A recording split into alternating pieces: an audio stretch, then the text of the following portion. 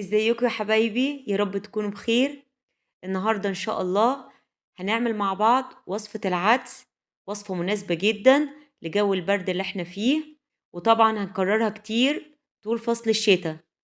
العدس الأصفر لذيذ جدا، وكمان مليان فيتامينات ومعادن، ومصدر مهم جدا للبروتين. هنشوف مع بعض ازاي نقدمه بثلاث طرق مختلفة للأكل. خليكم معايا لآخر الفيديو علشان تشوفوا الطريقة. دلوقتي هنشوف مع بعض المقادير. استخدمت في وصفة النهاردة نص كيلو من العدس، ممكن تستخدموا ربع كيلو، يعني هتستخدموا الكمية المناسبة ليكم. هستخدم كمان جزرة واتنين واحدة طماطم، وهستخدم بصلة، وهستخدم 3 فصوص من الثوم. والعدس طبعا انا غسلته كويس وصفيته. هنستخدم كمون وكزبرة ناشفة، فلفل اسود، وهستخدم ملح.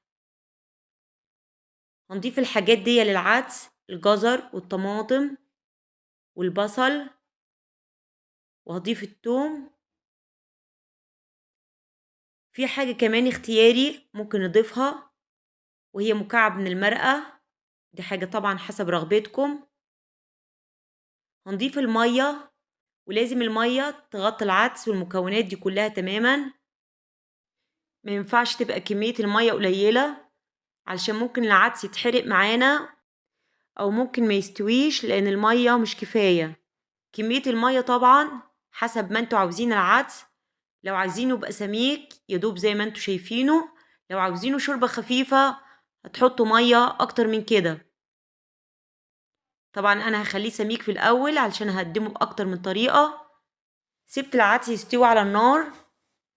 دلوقتي جبت العيش وهقطعه شرايح طولية زي ما انتوا شايفين. العيش اللي انتوا شايفينه حمصه، وهستخدمه علشان اعمل فتة العدس. بعد ما نقطعه شرايح بالشكل اللي انتوا شايفينه، هقطعه مربعات. والطريقة دي انا بستخدمها لما بعمل فتة اللحمة. بقطع العيش بنفس الطريقة وبحمصه في الفرن. خلصت كل الكمية. هوزع سمنة سايحة على الوش، واقلب العيش كويس عشان يتغلف بالسمنة، يعني حاجة خفيفة مش سمنة كتير ولا حاجة. واللي عاوز يحط زيت براحته. وهنحط العيش في الفرن وهنسيبه لغاية ما يتحمص معانا ويبقى لونه محمر وجميل. ودلوقتي هنشوف العدس استوى ولا لسه. طبعا هنتأكد انه استوى لما نلاقي الحبات بتاعة العدس مهرية معانا. خلاص دلوقتي هطفي عليه واسيبه لغاية ما يبرد شوية، علشان ما ينفعش نحطه هو سخن كده في الخلاط، ممكن يخلي الخلاط يبوظ مننا. دلوقتي خلاص اقدر احطه في الخلاط. حطيت العدس على مرتين علشان الكمية كبيرة معايا. هضربه كويس في الخلاط لغاية ما ينعم معايا. طبعا لو حسيتوا ان العدس تقيل شوية على الخلاط هتزودوا حبة مية. خلاص كده انا خلصت كل الكمية اللي عندي. هحط العدس في الحلة، وزي ما قلتلكوا القوام بتاع العدس انتوا اللي بتتحكموا فيه. ممكن تخلوه خفيف او ممكن تخلوه تخين شوية زي ما تحبوا. دلوقتي انا هاخد العدس اللي معانا هرجعه مرة تانية على النار، واضيف التوابل الجميلة اللي انتوا شايفينها: الكمون والكزبرة الناشفة والملح والفلفل الاسود. وانا بحب اضيف الحاجات دي بعد ما اخلص واضرب العدس في الخلاط، مش بحطها من الاول علشان عاوزة احس بطعم التوابل يبقى طعمها احلى. القوام اللي انتوا شايفينه ممكن نقدم بيه العدس عادي، دي طريقة. الطريقة التانية اللي انتوا شايفينها ان هاخد جزء من العدس في حلة تانية وهزوده بالمية لغاية ما يبقى العدس خفيف زي ما انتوا شايفين، يبقى شوربة خفيفة. ولازم طبعا اظبط الملح بتاعها. اعتقد زي ما انتوا شايفين القوام بتاع الاتنين مختلف، وطبعا كل واحد حسب رغبته. ودلوقتي هنجيب بصلة صغيرة تقطع مكعبات، هحطها في زبدة او في سمنة بلدي ونشوحها لغاية ما يبقى لونها أصفر، وهضيف فصين من التوم المفروم وهنقلب. الريحة طبعا خطيرة، يفضل طبعا إننا نضيف زبدة، يبقى طعمها لذيذ جدا، أحلى بكتير من الزيت. ودلوقتي خلاص هاخد الطشة الجميلة اللي احنا عملناها وهروح عند العدس وهبدأ هضيف نص الكمية على العدس اللي قوامه تخين شوية، وهخلي الجزء الباقي للشوربة الخفيفة. شايفين المنظر لذيذ جدا والريحة كمان خطيرة. هنبدأ مع بعض نغرف أول طبق، وفي الطريقة دي قوام العدس بيبقى تخين شوية، نقدر ناكل جنبه العيش البلدي الطري نغمزه بيه بقى طعمه لذيذ.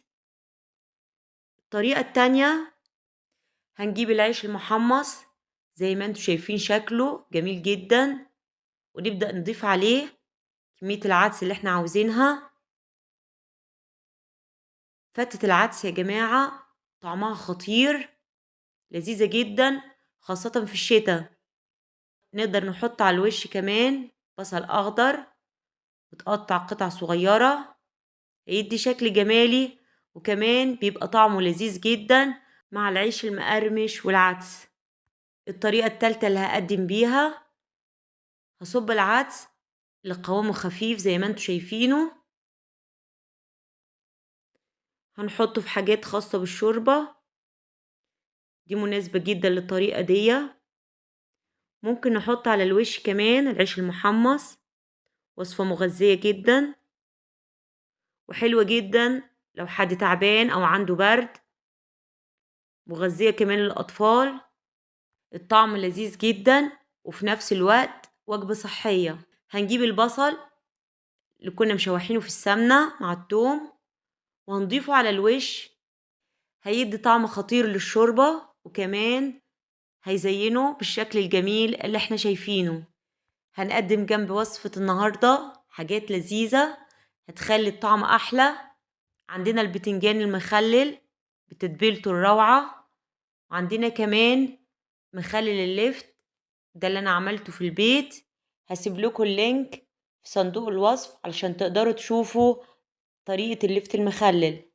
ممكن نقدم كمان جنب أكلة النهاردة البصل الأخضر والجرجير، بيبقى طعمه حلو قوي جنب العدس. وما ننساش كمان الليمون للي بيحب يضيف عصير ليمون على شوربة العدس. وده كان غدا النهاردة، عملت معاكم وصفة العدس، أكلة مصرية جميلة، وقدمت لكم جنبها مقبلات تفتح النفس على الأكل. قدمت العدس ب3 طرق مختلفة علشان تنوعوا وانتوا بتعملوا الوصفة الجميلة دي. أتمنى يكون فيديو النهاردة نال إعجابكم. ياريت اللي لسه معايا لغاية دلوقتي منساش يضغط لايك، واللي لسه ما اشتركش في قناتي يشرفني ويشترك في القناة. مع السلامة يا حبايبي، أشوفكم إن شاء الله في فيديو جديد.